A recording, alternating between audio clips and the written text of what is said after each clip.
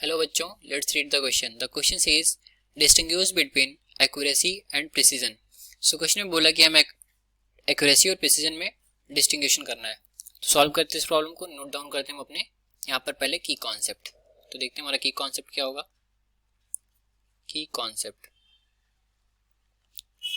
तो जब भी हम कोई मेजरमेंट करते हैं तो उस मेजरमेंट पे बेसिकली हमारा क्या पार्ट होता है, या तो हम उस वैल्यू को एक्यूरेट मेजर कर लें या तो उसके आसपास की चीजों को मेजर करते हैं। जैसे कि अगर हमने कोई 10 सेंटीमीटर अगर हमें मेजर करना है किसी चीज की लेंथ को, तो हमने या तो 10 सेंटीमीटर मेजर किया with help of some instrument, तो वो हमारा क्या हो गया, मेजरमेंट हो गया। लेकिन अगर हमने 10 से कम मेजर किया कर पाए उस इंस्ट्रूमेंट से, उससे ज्यादा मेजर कर पाए, ठीक है, तो हमारा क्या कहलाता है, एरर कहलाता है। उस इंस्ट्रूमेंट में एरर कहलाते हैं।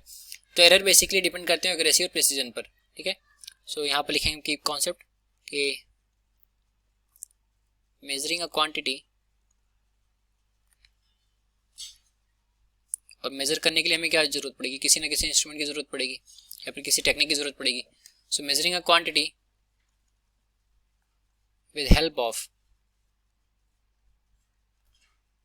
help of some instrument or technique, some instrument or technique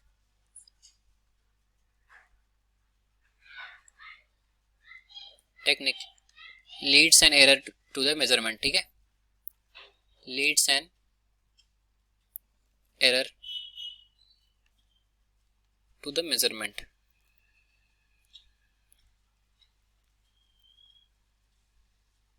अभी जो एरर होते हैं बेसिकली दो टाइप के होते हैं हमारे, तो ह्यूमन एरर होता है या तो हमारा इंस्ट्रूमेंटल एरर होगा। तो जब भी हम किसी क्वांटिटी को मेजर करते हैं with help of some instrument या फिर टेक्निक, तो उससे क्या होता है, उस इंस्ट्रूमेंट के मेजरमेंट में कुछ ना कुछ एरर आता है, ठीक है। तो वो बेसिकली हमारा एक्यूरेसी और प्रिसीजन से हम उसको मिनिमाइज कर सकते हैं। तो आते हैं हमने इस प्रॉब्लम पर और देखते हैं कि दोनों में डिफरेंसेस क्या होंगे। तो पहले हम देखते हैं एक्यूरेसी के बारे में। एक्यूरेसी, सो एक्यूरेसी जैसे नाम से पता चल रहा है, एक्यूरेसी मतलब कितना एग्जैक्ट वैल्यू हमारी है। तो जब भी हम किसी वैल्यू को मेजर करते हैं किसी इंस्ट्रूमेंट की हेल्प से, तो जो हमारा मेजरमेंट आता है वो हमारी स्टैंडर्ड वैल्यू या फिर जो ट्रू वैल्यू होगी उसके कितना क्लोज होता है, ये हमारा एक्यूरेसी बताता है, ठीक है। तो हम यहाँ पर क्या लिखेंगे कि closeness of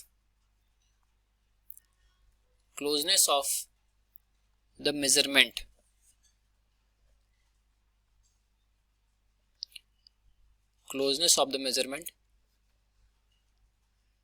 to a true value या फिर स्टैंडर्ड वैल्यू, ठीक है।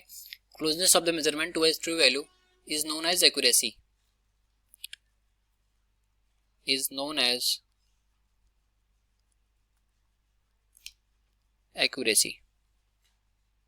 ठीक है। तो ये हमारी एक्यूरेसी की डेफिनेशन हो गई। तो सपोज करिए अगर हम कोई स्केल है, यहाँ पर ये हमारा स्केल है जो कि हमारा इंस्ट्रूमेंट है जिसकी हेल्प से मेजरमेंट ले रहे हैं, ठीक है। स्केल पे हमारी कुछ इस तरीके से होती हैं। सपोज करिए 3 सेंटीमीटर स्केल है, 1 सेंटीमीटर, 2 सेंटीमीटर और 3 सेंटीमीटर, ठीक है। 1 सेंटीमीटर में टोटल यहाँ पर कितने mm होते हैं, 10 mm होते हैं। तो 10 लाइन्स यहाँ पर ऐसे होती हैं, ठीक है। अगर हम इसकी हेल्प से किसी भी मेजरमेंट को कर रहे हैं, तो सपोज करिए कि हमारा जो इंस्ट्रूमेंट की लेंथ है वो 10 सेंटीमीटर है, ठीक है। 10 सेंटीमीटर का हमारा जो मेजरमेंट है, जो ट्रू वैल्यू है, ये हम इसको ट्रू वैल्यू बोल देते हैं, ट्रू वैल्यू। और जो हमने मेजर्ड वैल्यू निकाली है वो हमारी आ जा रही है 9.9। यहाँ पर लिखेंगे मेजर्ड वैल्यू। यहाँ पर मेजर्ड वैल्यू क्या होगी, लेंथ होगी। तो 10 सेंटीमीटर हमारे क्या लेंथ को दिखा रहा है, ये ट्रू वैल्यू हो गई। और मेजर्ड वैल्यू जो आ गई हमारी वो 9.9 सेंटीमीटर आ गई, ठीक है। तो हम देख रहे हैं कि हमारा 0.1 सेंटीमीटर ये कम मेजर कर रहा है, तो जो इसकी एक्यूरेसी होगी अप टू 9.9% है, मतलब हम बोल सकते हैं कि 99% एक्यूरेट है, ठीक है। तो ये हमारा एक्यूरेसी के बारे में। अब हम देखते हैं दूसरा प्रिसीजन, ठीक है। प्रिसीजन क्या होता है, तो प्रिसीजन बेसिकली हमारा वहां पर आता है कि जब हम दो या उससे ज्यादा मेजरमेंट्स को करते हैं। तो सपोज करिए कि हमने ये जो लेंथ नापी है ये हमने एक बार नहीं 3 से 4 बार या उससे ज्यादा बार नापी है। तो हम देखते हैं कि हमारी जो वैल्यूज हैं, अगर हमने 4 बार मेजर किया है तो चारों वैल्यूज में कौन सबसे ज्यादा क्लोज है इस ट्रू वैल्यू के, तो वो हमारा प्रिसीजन को बताता है, ठीक है। तो इसकी डेफिनेशन लिख लेते हैं, क्लोजनेस ऑफ 2 और मोर, सॉरी यहाँ पर और लिखेंगे हम, क्लोजनेस ऑफ 2 और मोर